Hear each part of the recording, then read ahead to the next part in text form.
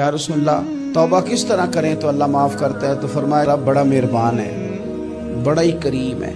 वो तो किसी बंदे की ऊँटनी अगर कभी गुम हो जाए सहरा में, और इस तरह गुम हो कि पैसे भी ऊँटनी पे हो, खाना भी ऊँटनी पे हो, कपड़े भी ऊँटनी पे हो, इलाका भी सहरा का हो, और उसने किसी टहनी के साथ बांधी हो, फिर वो सो जाए, सो के उठे तो ऊँटनी गायब हो।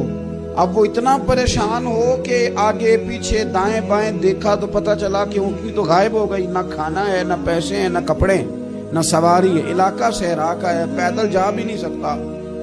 तो फरमाया जिस तरह वो बैठ कर मौत का इंतज़ार करने लगता है, और वो मुंतज़िर था कि अब मौत ही आएगी, अब कोई और सहारा नहीं।